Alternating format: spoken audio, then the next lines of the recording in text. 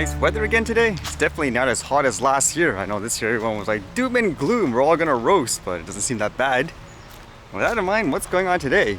Usually in hot weather, I know here a lot of people go to 7-Elevens to buy things like Slurpees. How about this one, where apparently there's 7-Elevens actually using things like drone delivery now, and it was kind of interesting just to see the setup. This one says, drones take idea of convenience to new heights. Ramen and ice cream magically appeared from the skies in Gapyeong, Gyeonggi as 7-Eleven delivered food to people on holiday by high-tech drones. Getting a notification last Friday on a smartphone that ordered had arrived, a 7-Eleven employee picked out request items: ramen, microwavable rice, sausages, and ice cream from a branch in Gapyeong and packaged them in a plastic bag. The bag was put in a basket and hosted up to a drone takeoff and landing station on the roof of the convenience store. Again, it's kind of interesting just to see the setup, and it says it's been in operation since July 13th, and about every 3 minutes or so the drone would come back, go to the station, and transfer, I guess, the next delivery and all that. And it says here, not everyone is allowed to enter the arrival station. Customers having to scan a QR code they received on the application in order to open the station's door. The convenience store company said the branch receives 4 to 5 drone orders on weekdays and around 10 on weekends. I would have thought there would be more people doing this just to see what it's like. A lot of visitors to the pension want to try the drone delivery because it's something new and interesting, said Kim Song-cho, a spokesperson for Korea 7, which operates 7-Eleven. A lot of visitors come with children, and the children get really excited seeing something fun like drones delivering food from the skies.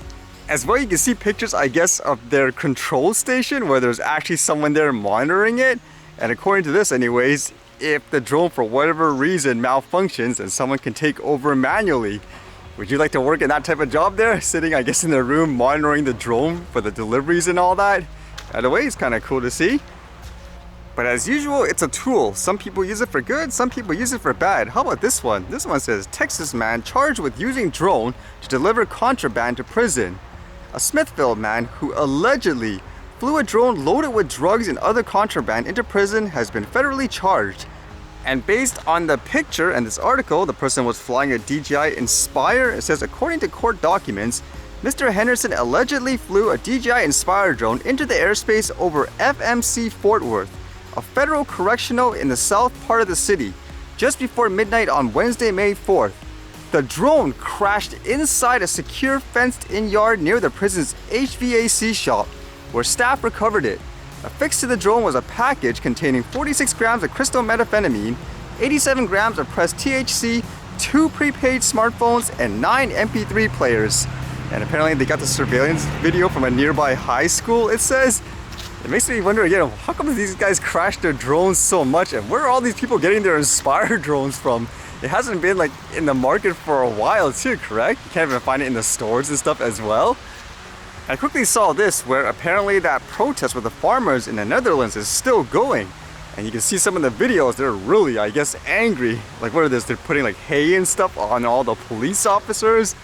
This has been going on for a while now, hasn't it? It makes me wonder if the government will eventually say, okay, like this is what you want per se, then this is what we're going to do, versus trying to force something that they don't want.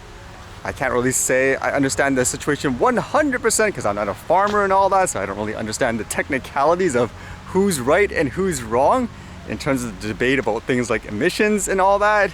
But at the same time, like I said, if it is a quote democracy, then you technically have to do what the majority of the people request, correct? And I know like here in Canada, they said apparently they're planning to introduce something like this as well in terms of things that will affect farmers, so we'll see what happens.